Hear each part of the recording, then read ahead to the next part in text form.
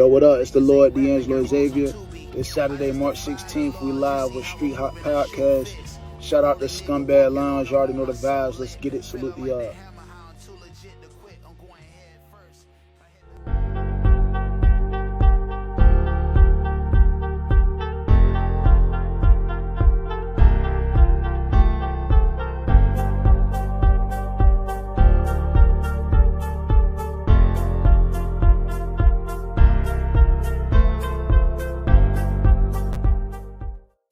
Yo, what's up, people? We are the Street Hot Podcast, and we are your hosts, 45s. I'm your boy K Stucky 76. Where we got a special guest joining us all the way from Norfolk, Virginia. Yeah, What's yeah, up, yeah. D'Angelo Xavier? What's good with you? What's good, man? Not much, man. Thank you for joining us, the Street Hot Podcast today, man. So what's good with you? Same old, man. I just left the studio, man. Studio? Working, already? Man. Yeah, working, man. Yeah. Word, man. That's what's up, man. So you working on something, a new project or something you got coming up? Yes, sir. Yes, sir. Got 2 albums coming out this year, man. So yeah, working hard. 2 albums. Yeah. Damn. That's what's up, man. All working man right there. Yeah, man. Gotta get it. Word, man. But listen, man, before we get into the interview, man, we usually like to do this little game with our guests. We'll ask you a couple of questions and you get to pick one or the other. So okay. The icebreakers to get warmed up. So right. Let's start with boneless or traditional wings. Which one? Come on, man. You already know that. You already know the answer. Traditional, man. Boneless steak, man.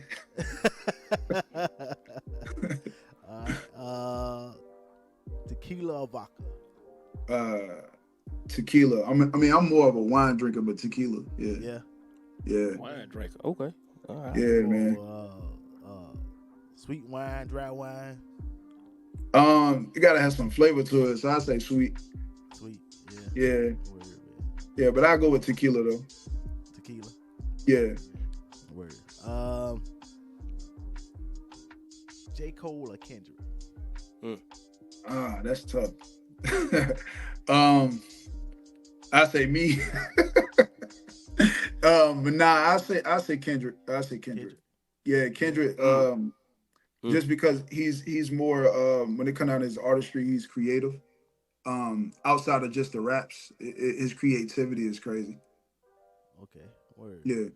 I hear. Okay. Yeah, that's tough. That's tough though. But yeah. It is tough now. It's tough. Let's see. Jay or Nas? Oh, Nas, all the way.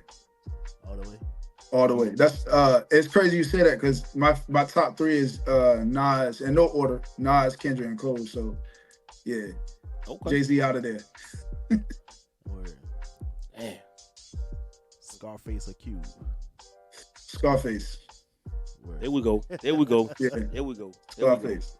Word. I got one for you. Timberland or Pharrell? I say for real. I have to say for real. You gotta say both, man. You play for I say for real. But Tim up there, but I say for real just because I seen him like around Virginia more. Okay. And also he's very versatile also. Right. So I mean both of them are, but I say Pharrell is more versatile. Okay. Word. I feel you. So that's a little something we like to do. Like I said, get our guests warmed up for being on the Street Hot Podcast, man. So tell us a little about D'Angelo Xavier and how you got started in music and a little bit about your upbringing. Okay. So, well, for everybody that know, I'm born and raised Norfolk, Virginia. Born and raised. I got into music outside of high school. Like when I graduated from high school, probably 1 year removed from college, I got into the actual studio and started recording. Always loved music, but I've never been like the type to venture into like recording.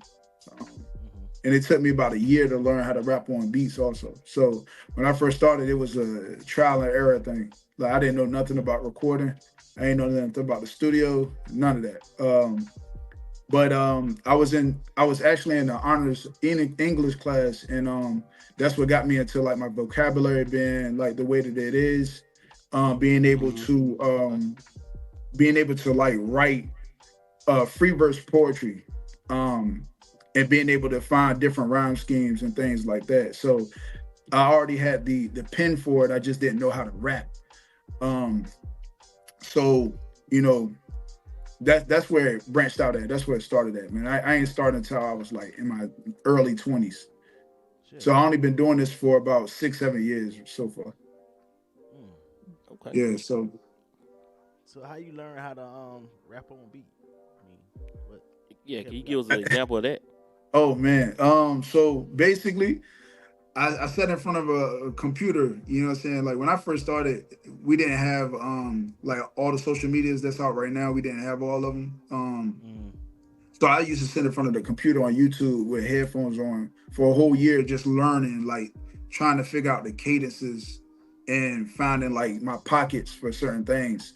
And just one day, it just clicked and it just happened for me. Mm-hmm. Word. Yeah, Okay. yeah. I wrote my first freestyle to Camp Low Lucchini. So that's why it's kind of crazy that I went back and did it again, Yeah. and I killed it this time. At first, it wasn't that good.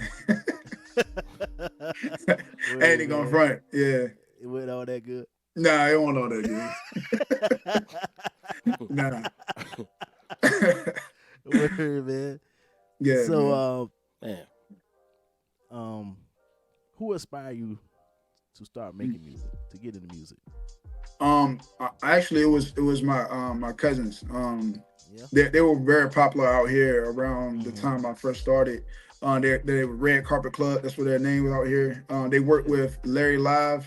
Uh huh. That's Timbaland's best friend, and Oh, word. they were signed under him. And I used to Mm-hmm. be in the studio at Timbaland studio all the time, for free. Like I was just like soaking it all in, man. I was like a sponge, and I was just like, yo, I gotta do this because I'm around it, so I might as well do it. right. Word. Okay. Yeah. Man, how that, being around all that 'cause Mm, greatness, you know what I mean?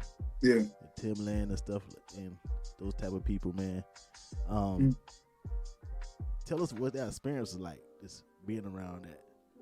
Man, it's surreal. Like I don't honestly, when you're there, and I was younger, so I just viewed them as regular people. I didn't. Um, Oh, that's Timbaland and going crazy. It was just like, oh, okay, what's up, and that was it. yeah. Right. I rarely. I think I only saw him once, and it was like real quick. Mm-hmm. But just being in the studio itself, Mm-hmm. you don't appreciate it until you realize like